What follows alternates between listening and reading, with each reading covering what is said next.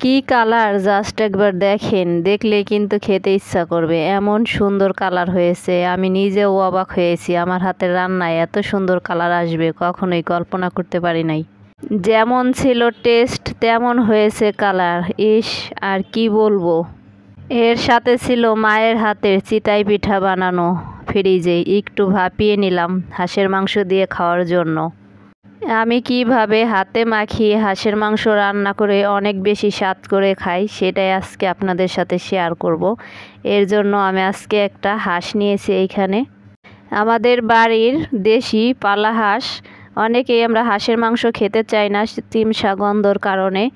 আমি যেইভাবে হাঁসের মাংস রান্না করি এইভাবে আপনারা রান্না করলে হাঁসের মাংস দিয়ে কোনোই গন্ধ থাকবে না। হাঁসটা আমি সুন্দর করে কেটে ধুয়ে পরিষ্কার করে নিয়েছি। এখন এইখানে একটা লেবু কেটে লেবুর রসটা পুরোটা দিয়ে 10 মিনিটের জন্য রেখে দেব। এই মাংসটা কিন্তু হালকা গরম পানি দিয়ে ধুবেন, ধুলে কিন্তু আর চিমসা গন্ধটা থাকবে না।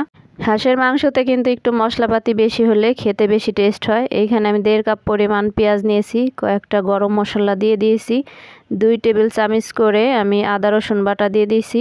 এইখানে আমি 1 টেবিল চামচ দিয়েছি বাদাম বাটা, যে কোনো বাদাম আপনারা দিতে পারেন। এইখানে আমি কাজু বাদাম দিয়েছি। 1 টেবিল চামচ জিরার গুঁড়া দিয়েছি, 1 টেবিল চামচ দিয়েছি মরিচের গুঁড়া, এইখানে 1/2 টেবিল চামচ দিয়েছি হলুদের গুঁড়া। এইখানে 4 টেবিল চামচ পরিমাণ সয়াবিন তেল দিয়েছি। তেলটা আমি হাতের আন্দাজে দিয়েছি। হাঁসের মাংসতে তেমন বেশি তেল দিতে হয় না, কারণ হাঁসের মাংসতে এমনিতেই অনেক বেশি তেল হয়। এখন হাত দিয়ে কষলিয়ে কষলিয়ে সুন্দর করে মাখিয়ে নেব। এই মশলাটা যদি হাত দিয়ে ভালো করে মাখানো হয় তাহলে কিন্তু মাংসটা রান্না করতে অনেক বেশি সহজ হয়ে যায়। মশলাটা আপনার যত ভালো মাখানো হবে ততই মাংসর টেস্টটা বাড়বে।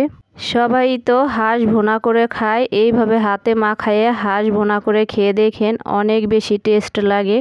এইভাবে একবার হাঁসের মাংস রান্না করে খাইলে কখনো আর ভুনা করে খেতে ইচ্ছা করবে না। হাতে মাখানো একদম সহজভাবে সহজ রেসিপি আপনাদের সাথে আমি শেয়ার করি সব সময়।